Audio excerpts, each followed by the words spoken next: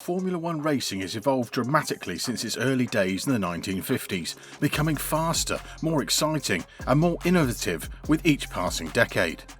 One of the most fascinating recent additions to the sport is the F1 Sprint format. This new approach brings a fresh level of excitement to race weekends, changing the way fans and drivers experience the competition. Let's get into the details of how these sprint races and shootouts work.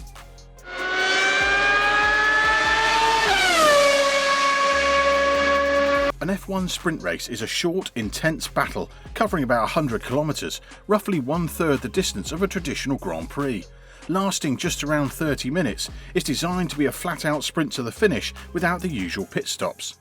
This format puts the spotlight squarely on the driver's skill and strategy as they push their cars to the limit in a race where every second counts. Points are up for grabs for the top 8 finishers, with the winner taking home 8 points and the rest scaling down to 1 point for the 8th place. This setup encourages daring overtakes and fierce on-track battles. The F1 Sprint format was first introduced in the 2021 season, debuting at the iconic Silverstone circuit. It was then rolled out at Monza and Interlagos, bringing a fresh twist to the race weekend. The goal of this racing format is to inject more competition and spectacle into the Grand Prix experience. The way the sprint format worked when it was first introduced was that instead of a traditional practice session, Fridays featured a qualifying session that determined the starting order for Saturday's sprint, which in turn set the grid for Sunday's main event. However, the format wasn't without its teething problems. Teams soon pointed out a flaw. The Saturday practice session felt redundant, more of a filler than a vital part of the weekend. Responding to feedback, F1 introduced a streamlined version of the sprint race weekend, one that's packed with action and leaves no room for downtime. Here's how it works now. On Friday there is a practice session followed by traditional qualifying, which determines the starting grid for Sunday's main Grand Prix.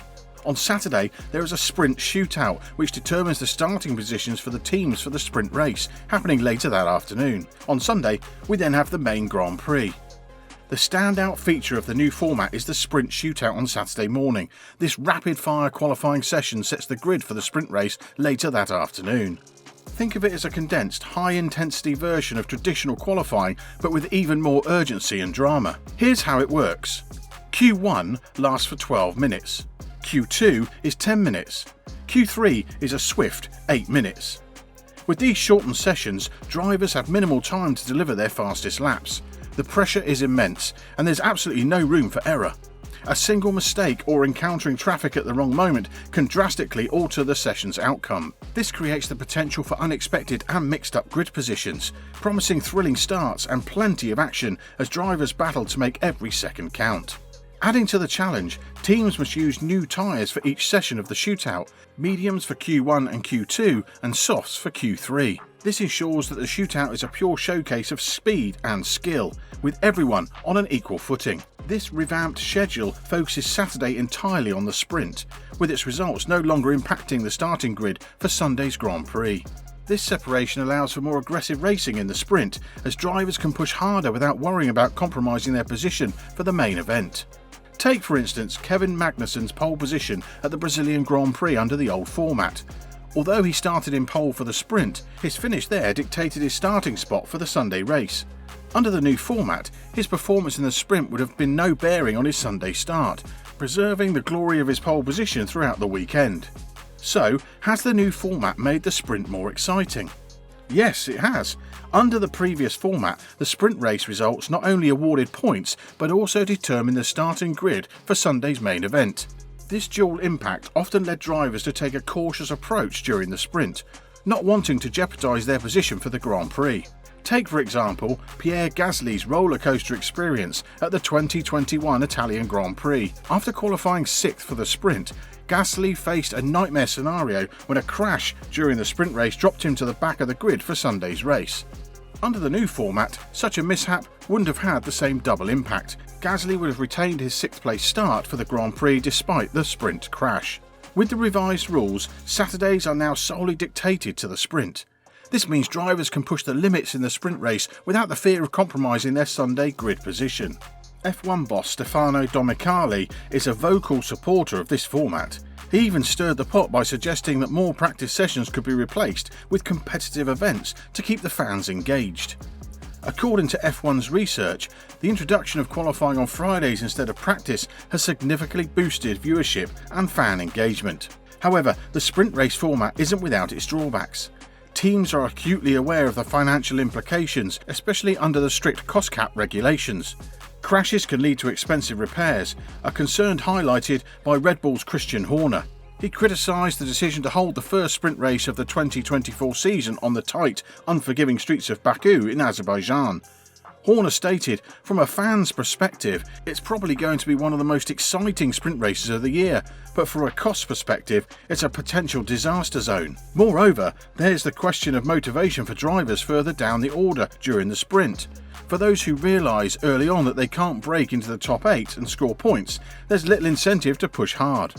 They've already secured their starting positions for Sunday's race, so why risk their cars in the sprint? This dynamic could lead to some drivers choosing to nurse their cars to the finish or even retiring early if they see no benefit in continuing. However, fans love the extra level of excitement it brings, while others, like reigning world champion Max Verstappen, view it as a departure from the sport's essence. Max Verstappen, known for his straight-talking nature, has been vocal about his concerns regarding the sprint format. He's not just sceptical, he's downright resistant. For Verstappen, the very concept of sprint races feels like it clashes with the traditional DNA of Formula 1.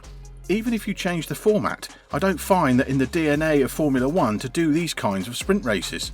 Verstappen stated before the latest tweaks were confirmed. He's worried that if the sprint format becomes a bigger part of the schedule, it might push him away from the sport altogether. On the flip side, race promoters are cheering from the rooftops. Sprint races offer them a golden opportunity to sell tickets for 3 days of competitive action, not just the main event on Sunday. It's a chance to keep the grandstands buzzing and the cash registers ringing from Friday to Sunday, providing fans with non-stop excitement and value for their money. This brings us to a pivotal question. Where does Formula 1 draw the line with the sprint concept? The number of sprint races doubled from 2022 to 2023, hinting at a possible trend towards even more in the future seasons. For fans eager for more wheel-to-wheel action, the idea of sprint races is a dream come true. 3 days of racing excitement, what's not to love? But there's a concern that spreading the action over multiple days could dilute the impact of Sunday's main event.